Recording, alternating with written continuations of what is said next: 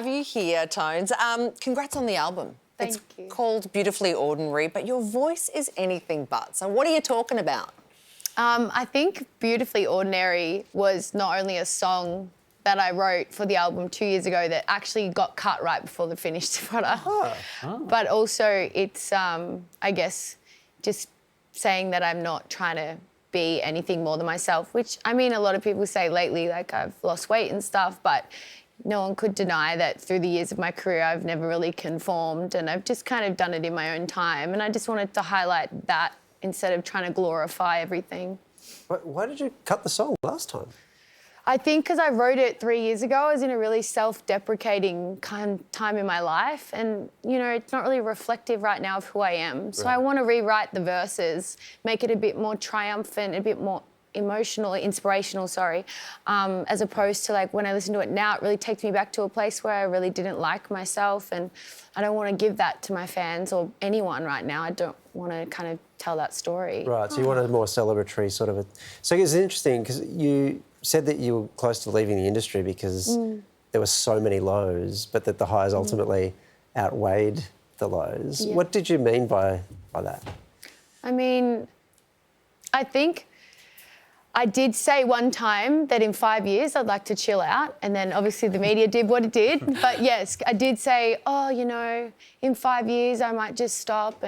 But to be honest, that is not like totally untrue though. I think that starting out was tough and the success was really, really high. And a lot of people, you know, have the slow game and they build their fans and who they are. And truthfully, I don't think anyone really knows anything about me. I've hid my own self and who I am for such a long time. And in my own time now, I'm like ready to show people who I am as a human and what I care about and what I think. And that's up to you guys if you want to follow. But I didn't think I'd ever be like this. I thought I'd completely hide myself for so long and I just didn't want to, what was the point of doing it if like, just didn't want to show who I was. At the start, it was so exciting. Then when it happens to you, it's like, it can feel quite heavy, I suppose. Yeah. Now, you've come so far since busking in Byron, but I know you as a Frankston girl. Hey. You can take the girl out of Frankston, but can you take the Frankston out of the girl? No, I don't think so. No, I love where I grew up and I love everything about it. Played basketball for Frankston and Mornington and Chelsea. And, you know, I still can't picture myself leaving because, like, I've got, you know, my Nana. Hi, Nana. I know Nana's watching. Hi, Nana. She wanted to be here, but she said she thought I was on the show last week and she said, I watched it and then there was a big hunky guy, so I thought I'll just keep watching it. Even though... And I was like, I wonder who she was talking about. Yeah, Waleed, potentially. Wow. Yeah, probably. We go way back. Yeah. Well, yes, I'm sure. Well, I didn't. Yes, I love Frankston. So, and no, I don't think so. I'm probably at my most put together right now, and even so, I'm still the only one spinning. And okay.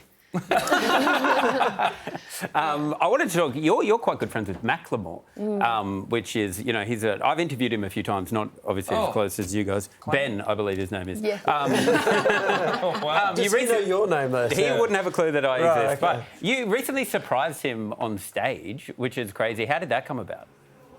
So I was on the Oz tour with Ben. We've done like 5 tours together, and I ended up at the last show of the last Oz tour. I said to his manager and that, like, oh, like I might just come over to France because I'm meant to be there a week later anyway to start my own Europe run as a joke. And I said it to Ben. He's like, oh, do it. And obviously, if I did, I'd tee it up with them and like organise it with them.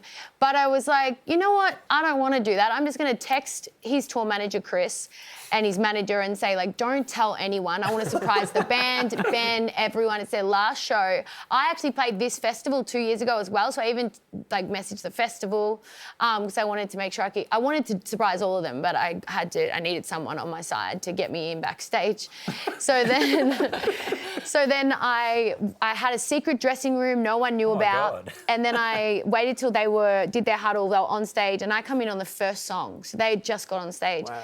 And then, there is another video. I forgot to put it in my video, but there's a video from the other angle of Ben. When he turns to the back, he's like smiling and stuff.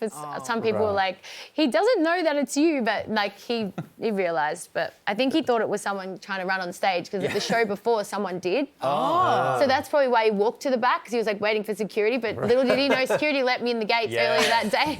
Maybe he just knew you from Frankston. Maybe. That's true. She was getting in regardless. Well, Beautifully Ordinary is out on August 2 and Tones is heading on tour very soon. All the deets are on our website. It's so good to see you shining. Would you please thank the incredible Tones and us?